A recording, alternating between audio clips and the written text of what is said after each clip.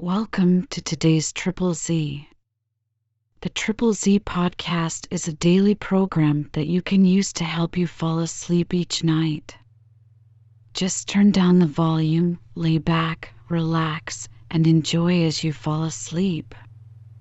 A Tale of Two Cities by Charles Dickens deals with the major themes of duality, revolution, and resurrection.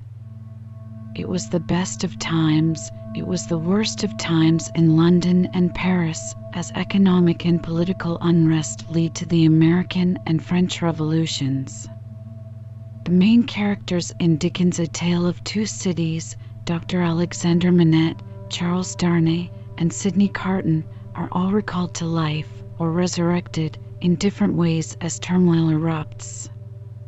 If you enjoy our program, please be sure to write us a review on your podcast platform and share us with a friend. You both might sleep just a little better at night. Our website is Z, that's 3zs.media.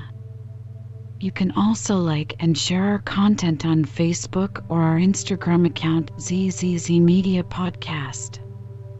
Music for today's episode was provided by the Sleep channel on Spotify and Apple Music. Chapter 7. Monseigneur in Town. Monseigneur, one of the great lords in power at the court, held his fortnightly reception in his grand hotel in Paris. Monseigneur was in his inner room, his sanctuary of sanctuaries, the holiest of holiests to the crowd of worshippers in the suite of rooms without. Monseigneur was about to take his chocolate.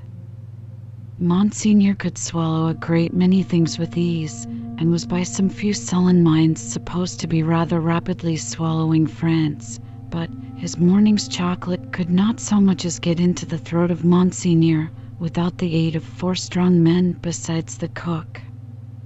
Yes, it took 4 men, all 4 ablaze with gorgeous decoration, and the chief of them unable to exist with fewer than 2 gold watches in his pocket, emulative of the noble and chaste fashion set by Monseigneur to conduct the happy chocolate to Monseigneur's lips. 1 lackey carried the chocolate pot into the sacred presence, a second milled and frothed the chocolate with the little instrument he bore for that function, a third presented the favored napkin, a fourth, he of the 2 gold watches, poured the chocolate out. It was impossible for Monseigneur to dispense with one of these attendants on the chocolate and hold his high place under the admiring heavens. Deep would have been the blot upon his escutcheon if his chocolate had been ignobly waited on by only 3 men. He must have died of 2. Monseigneur had been out at a little supper last night, where the comedy and the grand opera were charmingly represented. Monseigneur was out at a little supper most nights, with fascinating company. So polite and so impressible was Monseigneur that the comedy and the grand opera had far more influence with him in the tiresome articles of state affairs and state secrets than the needs of all France. A happy circumstance for France, as the like always is for all countries similarly favored, always was for England, by way of example, in the regretted days of the Mary Stuart who sold it. Monseigneur had one truly noble idea of general public business, which was to let everything go on in its own way. Of particular public business, Monseigneur had the other truly noble idea that it must all go his way tend to his own power and pocket. Of his pleasures, general and particular, Monseigneur had the other truly noble idea that the world was made for them. The text of his order, altered from the original by only a pronoun, which is not much, ran, "The earth and the fullness thereof are mine, saith Monseigneur." Yet Monseigneur had slowly found that vulgar embarrassments crept into his affairs, both private and public, and he had, as to both classes of affairs, allied himself perforce with the farmer general. As to finances public, because Monsignor could not make anything at all of them and must consequently let them out to somebody who could. As to finances, private, because farmer generals were rich and Monsignor, after generations of great luxury and expense, was growing poor.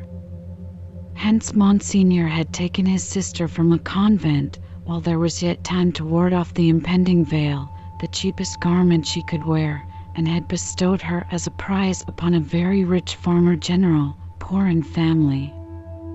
Which farmer general, carrying an appropriate cane with a golden apple on the top of it, was now among the company in the outer rooms, much prostrated before by mankind, always excepting superior mankind of the blood of Monsignor, who, his own wife included, looked down upon him with the loftiest contempt. A sumptuous man was the farmer general. 30 horses stood in his stables, 24 male domestics sat in his halls, 6 bawdy women waited on his wife. As one who pretended to do nothing but plunder and forage where he could, the farmer general, howsoever his matrimonial relations conduced to social morality, was at least the greatest reality among the personages who attended at the hotel of Monsignor that day. For the rooms, though a beautiful scene to look at, and adorned with every device of decoration that the taste and skill of the time could achieve, were, in truth, not a sound business, considered with any reference to the scarecrows in the rags and nightcaps elsewhere, and not so far off either, but that the watching towers of Notre Dame, almost equidistant from the two extremes, could see them both. They would have been an exceedingly uncomfortable business if that could have been anybody's business at the house of Monsignor. Military officers destitute of military knowledge, naval officers with no idea of a ship, civil officers without a notion of affairs, brazen ecclesiastics of the worst worldly, with sensual eyes, loose tongues, and looser lives, all totally unfit for their several callings, all lying horribly in pretending to belong to them, but all nearly or remotely of the order of Monsignor, and therefore foisted on all public employments from which anything was to be got. These were to be told off by the score and the score. People not immediately connected with Monsignor or the state, yet equally unconnected with anything that was real, or with lives passed in traveling by any straight road to any true earthly end, were no less abundant. Doctors who made great fortunes out of dainty remedies for imaginary disorders that never existed, smiled upon their courtly patients in the antechambers of Monsignor. Projectors who had discovered every kind of remedy for the little evils with which the state was touched, except the remedy of setting to work in earnest to root out a single sin, poured their distracting babble into any ears they could lay hold of at the reception of Monsignor. Unbelieving philosophers who were remodeling the world with words and making card towers of babble to scale the skies with, talked with unbelieving chemists who had an eye on the transmutation of metals at this wonderful gathering accumulated by Monsignor. Exquisite gentlemen of the finest breeding, which was at that remarkable time and has been since to be known by its fruits of indifference to every natural subject of human interest, were in the most exemplary state of exhaustion at the hotel of Monsignor. Such homes had these various notabilities left behind them in the fine world of Paris, that the spies among the assembled devotees of Monsignor, forming a goodly half of the polite company, would have found it hard to discover among the angels of that sphere one solitary wife, who, in her manners and appearance, owned to being a mother. Indeed, except for the mere act of bringing a troublesome creature into this world which does not go far towards the realization of the name of mother, there was no such thing known to the fashion. Peasant women kept the unfashionable babies close, and brought them up, and charming grandmammas of 60 dressed and supped as at 20. The leprosy of unreality disfigured every human creature in attendance upon Monsignor. In the outermost room were half a dozen exceptional people who had had, for a few years, some vague misgiving in them that things in general were going rather wrong. As a promising way of setting them right, half of the half-dozen had become members of a fantastic sect of convulsionists, and were even then considering within themselves whether they should foam, rage, roar, and turn cataleptic on the spot, thereby setting up a highly intelligible fingerpost to the future for Monseigneur's guidance. Besides these dervishes were other three who had rushed into another sect, which mended matters with a jargon about the center of truth, holding that man had got out of the center of truth, which did not need much demonstration but had not got out of the circumference, and that he was to be kept from flying out of the circumference, and was even to be shoved back into the center by fasting and seeing of spirits. Among these, accordingly, much discoursing with spirits went on, and it did a world of good, which never became manifest. But the comfort was that all the company at the Grand Hotel of Monseigneur were perfectly dressed. If the day of judgment had only been ascertained to be a dress day, everybody there would have been eternally correct. Such frizzling and powdering and sticking up of hair, such delicate complexions artificially preserved and mended, such gallant swords to look at, and such delicate honor to the sense of smell, would surely keep anything going forever and ever. The exquisite gentlemen of the finest breeding wore little pendant trinkets that chinked as they languidly moved. These golden fetters rang like precious little bells, and what with that ringing, and with the rustle of silk and brocade and fine linen, there was a flutter in the air that fanned Saint Antoine and his devouring hunger far away. Dress was the one unfailing talisman and charm used for keeping all things in their places. Everybody was dressed for a fancy ball that was never to leave off. From the palace of the Tuileries, through Monseigneur and the whole court, through the chambers, the tribunals of justice, and all society, except the scarecrows, the fancy ball descended to the common executioner, who, in pursuance of the charm, was required to officiate frizzled, powdered, in a gold-laced coat, pumps, and white silk stockings. At the gallows and the wheel the axe was a rarity Monsieur Paris, as it was the episcopal mode among his brother professors of the provinces, Monsieur Orleans, and the rest, to call him, presided in this dainty dress. And who among the company at Monseigneur's reception in that 1780th year of our Lord could possibly doubt that a system rooted in a frizzled hangman, powdered, gold-laced, pumped, and white silk stockinged, would see the very stars out? Monseigneur, having eased his four men of their burdens and taken his chocolate, caused the doors of the holiest of holiest to be thrown open and issued forth. Then what submission, what cringing and fawning, what servility, what abject humiliation! As to bowing down in body and spirit, nothing in that way was left for heaven, which may have been one among other reasons why the worshippers of Monseigneur never troubled it. Bestowing a word of promise here and a smile there, a whisper on one happy slave and a wave of the hand on another, Monseigneur affably passed through his rooms to the remote region of the circumference of truth. There Monseigneur turned and came back again, and so in due course of time got himself shut up in his sanctuary by the chocolate sprites, and was seen no more. The show being over, the flutter in the air became quite a little storm, and the precious little bells went ringing downstairs.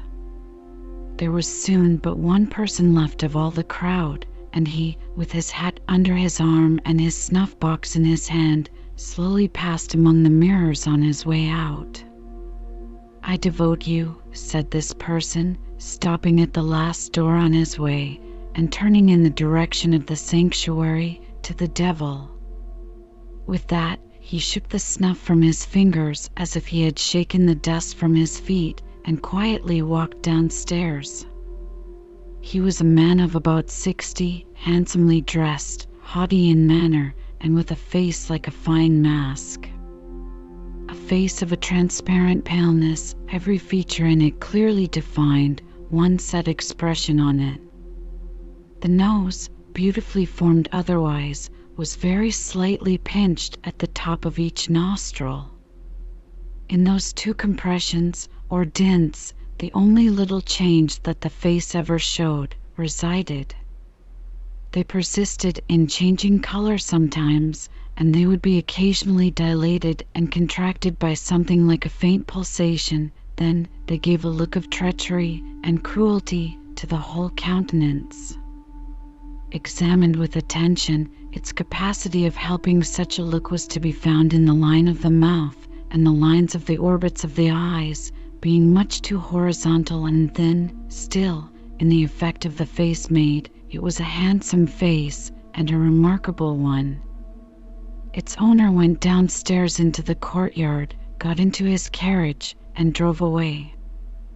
Not many people had talked with him at the reception. He had stood in a little space apart, and Monseigneur might have been warmer in his manner. It appeared, under the circumstances, rather agreeable to him to see the common people dispersed before his horses, and often barely escaping from being run down. His man drove as if he were charging an enemy, and the furious recklessness of the man brought no check into the face or to the lips of the master. The complaint had sometimes made itself audible, even in that deaf city and dumb age, that, in the narrow streets without footways, the fierce patrician custom of hard driving endangered and maimed the mere vulgar in a barbarous manner. But few cared enough for that to think of it a second time, and, in this matter, as in all others, the common wretches were left to get out of their difficulties as they could. With a wild rattle and clatter, and an inhuman abandonment of consideration not easy to be understood in these days, the carriage dashed through streets and swept round corners, with women screaming before it, and then clutching each other and clutching children out of its way. At last, swooping at a street corner by a fountain, one of its wheels came to a sickening little jolt, and there was a loud cry from a number of voices, and the horses reared and plunged. But for the latter inconvenience, the carriage probably would not have stopped. Carriages were often known to drive on and leave their wounded behind, and why not? But the frightened valet had got down in a hurry, and there were 20 hands at the horses' bridles. "What has gone wrong?" said Monsieur, calmly looking out. A tall man in a nightcap had caught up a bundle from among the feet of the horses, and had laid it on the basement of the fountain, and was down in the mud and wet, howling over it like a wild animal. "Pardon, Monsieur the Marquis," said a ragged and submissive man, "it is a child." "Why does he make that abominable noise?" "Is it his child?" "Excuse me, Monsieur the Marquis, it is a pity, yes." The fountain was a little removed, for the street opened, where it was, into a space some 10 or 12 yards square. As the tall man suddenly got up from the ground and came running at the carriage, Monsieur the Marquis clapped his hand for an instant on his sword hilt. "Killed!" shrieked the man, in wild desperation, extending both arms at their length above his head and staring at him. "Dead!" The people closed round and looked at Monsieur the Marquis. There was nothing revealed by the many eyes that looked at him but watchfulness and eagerness. There was no visible menacing or anger. Neither did the people say anything after the first cry. They had been silent, and they remained so. The voice of the submissive man who had spoken was flat and tame in its extreme submission. Monsieur the Marquis ran his eyes over them all, as if they had been mere rats come out of their holes. He took out his purse. "It is extraordinary to me," said he, "that you people cannot take care of yourselves and your children. One or the other of you is forever in the way. How do I know what injury you have done my horses? See, give him that." He threw out a gold coin for the valet to pick up, and all the heads craned forward that all the eyes might look down at it as it fell. The tall man called out again with a most unearthly cry, "Dead." He was arrested by the quick arrival of another man, for whom the rest made way. On seeing him, the miserable creature fell upon his shoulder, sobbing and crying, and pointing to the fountain, where some women were stooping over the motionless bundle and moving gently about it. They were as silent, however, as the men. I know all," said the last comer. "Be a brave man, my Gaspard. It is better for the poor little plaything to die so than to live. It has died in a moment without pain. Could it have lived an hour as happily? You are a philosopher, you there," said the Marquis, smiling. "How do they call you?" "They call me Defarge." "Of what trade?" "Monsieur the Marquis, vendor of wine." "Pick up that, philosopher and vendor of wine," said the Marquis, throwing him another gold coin, "and spend it as you will. The horses there, are they right?" Without deigning to look at the assemblage a second time, Monsieur the Marquis leaned back in his seat, and was just being driven away with the air of a gentleman who had accidentally broke some common thing, and had paid for it, and could afford to pay for it, when his ease was suddenly disturbed by a coin flying into his carriage, and ringing on its floor. "Hold," said Monsieur the Marquis. "Hold the horses! Who threw that?" He looked to the spot where Defarge the vendor of wine had stood a moment before, but the wretched father was grovelling on his face on the pavement in that spot, and the figure that stood beside him was the figure of a dark, stout woman, knitting. "You dogs," said the Marquis, but smoothly, and with an unchanged front, except as to the spots on his nose, "I would ride over any of you very willingly, and exterminate you from the earth.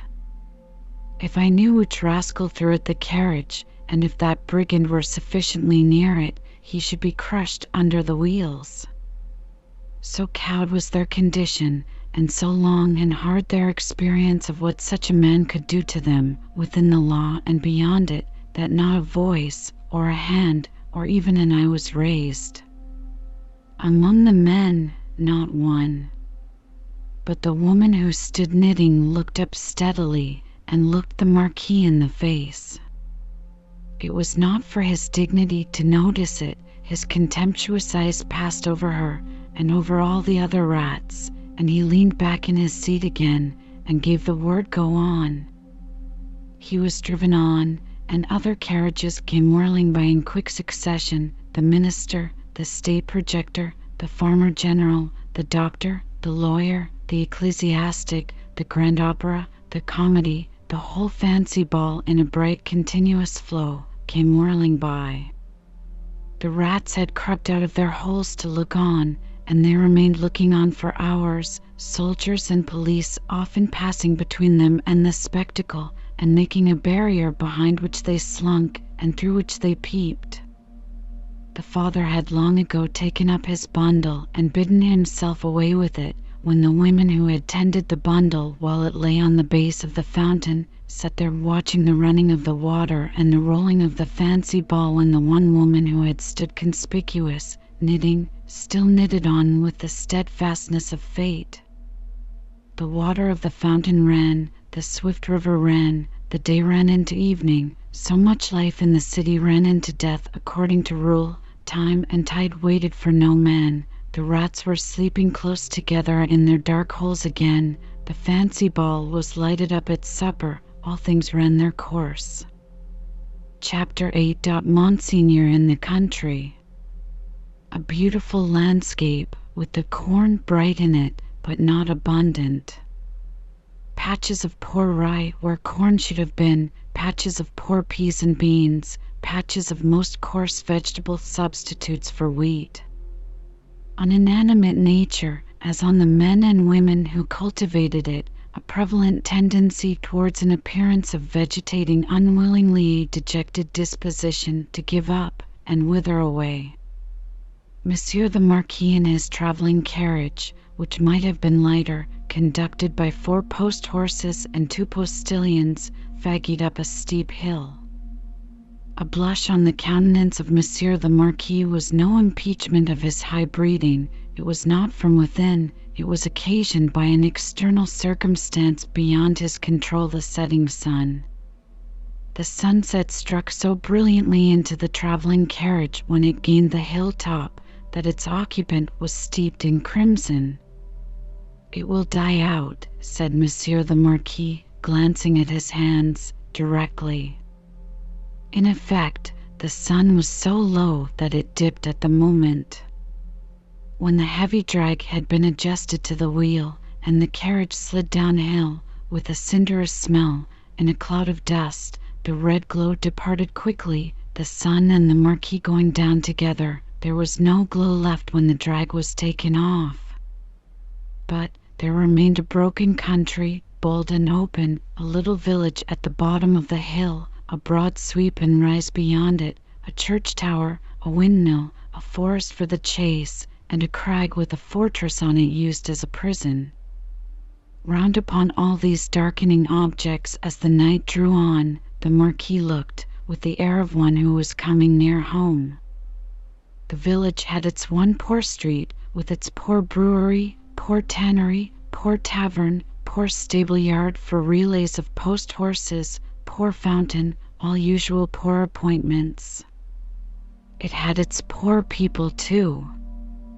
All its people were poor, and many of them were sitting at their doors, shredding spare onions and the like for supper, while many were at the fountain, washing leaves and grasses, and any such small yieldings of the earth that could be eaten.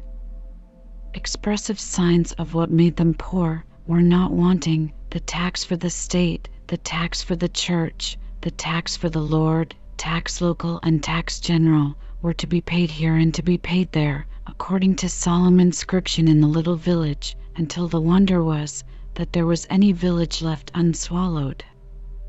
Few children were to be seen, and no dogs.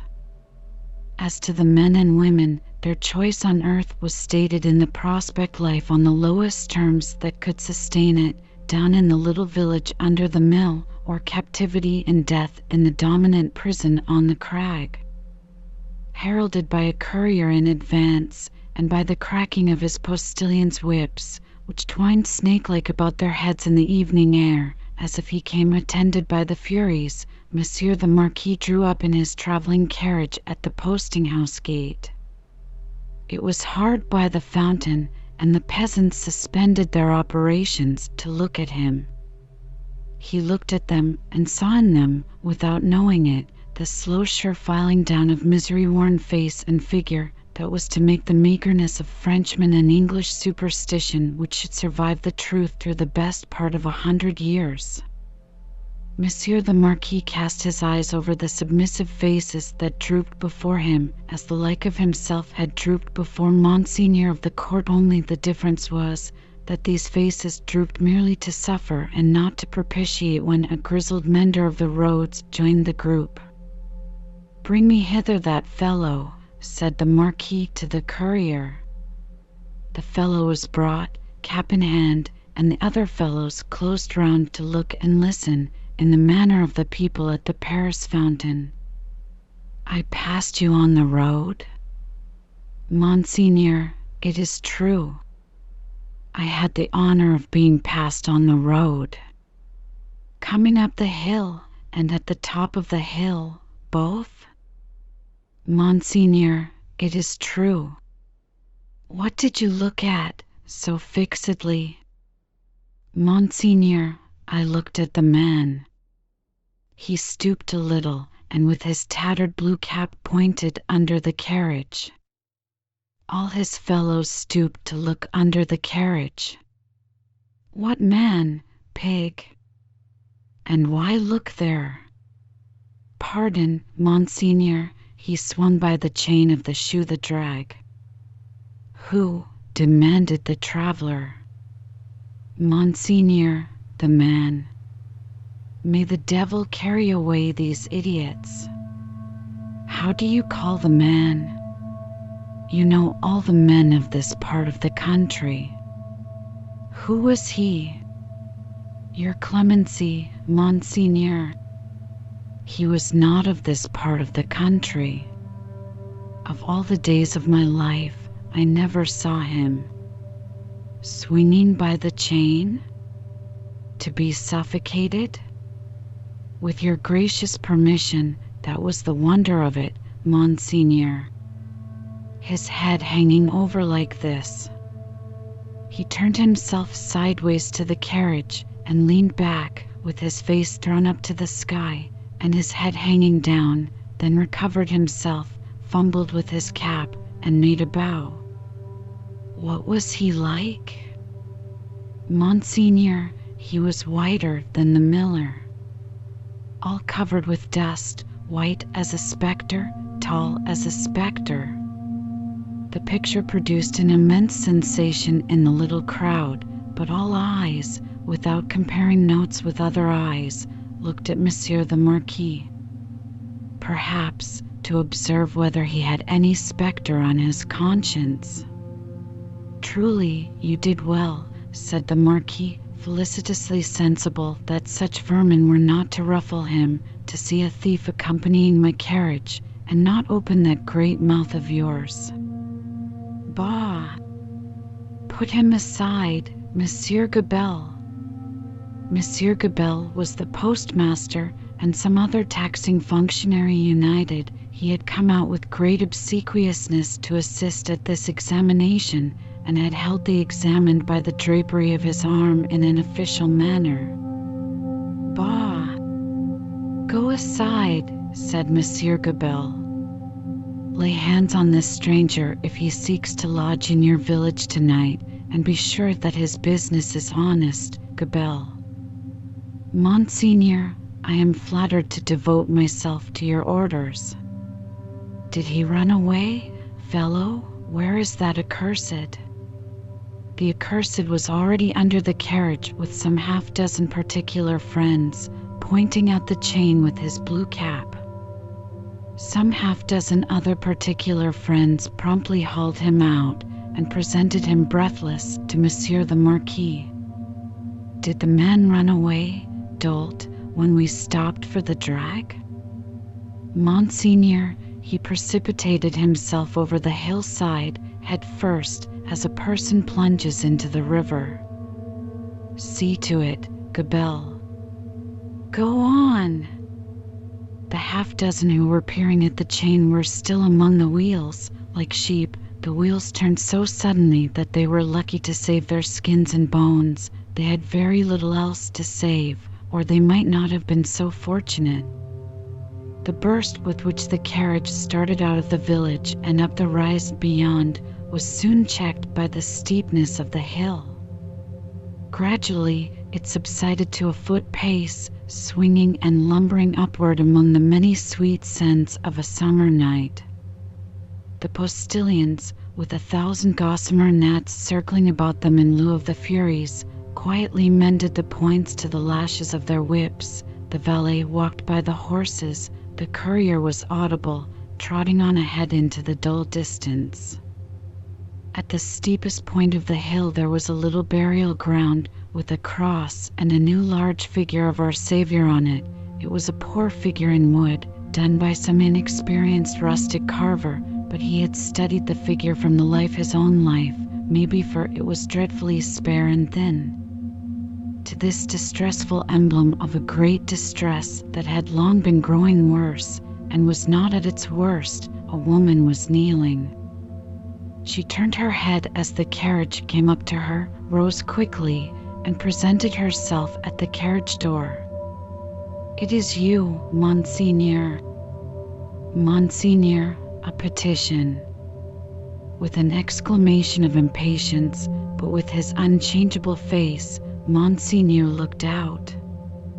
How, then? What is it? Always petitions. Monseigneur, for the love of the great God. My husband, the forester. What of your husband, the forester? Always the same with you people. He cannot pay something? He has paid all, Monseigneur. He is dead. Well, he is quiet. Can I restore him to you? Alas, no, Monseigneur. But he lies yonder under a little heap of poor grass. Well, Monseigneur, there are so many little heaps of poor grass. Again, well, she looked an old woman, but was young. Her manner was one of passionate grief. By turns she clasped her veinous and knotted hands together with wild energy, and laid one of them on the carriage door tenderly, caressingly, as if it had been a human breast, and could be expected to feel the appealing touch. Monseigneur, hear me. Monseigneur, hear my petition. My husband died of want, so many die of want, so many more will die of want. Again, well, can I feed them?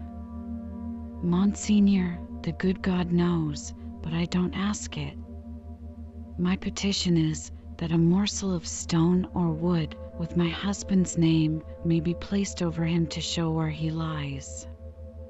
Otherwise, the place will be quickly forgotten. It will never be found when I am dead of the same malady. I shall be laid under some other heap of poor grass. Monseigneur, they are so many, they increase so fast, there is so much want. Monseigneur, Monseigneur. The valet had put her away from the door, the carriage had broken into a brisk trot, the postilions had quickened the pace, she was left far behind, and Monseigneur, again escorted by the Furies, was rapidly diminishing the league or two of distance that remained between him and his chateau. The sweet scents of the summer night rose all around him, and rose, as the rain falls, impartially, on the dusty, ragged, and toil-worn group at the fountain not far away, to whom the mender of roads, with the aid of the blue cap, without which he was nothing, still enlarged upon his man like a spectre, as long as they could bear it. By degrees, as they could bear no more, they dropped off one by one, and lights twinkled in little casements, which lights, as the casements darkened and more stars came out, seemed to have shot up into the sky instead of having been extinguished. The shadow of a large high-roofed house and of many overhanging trees was upon Monsieur the Marquis by that time, and the shadow was exchanged for the light of a flambeau as his carriage stopped and the great door of his chateau was opened to him. Monsieur Charles, whom I expect, is he arrived from England? Monseigneur, not yet.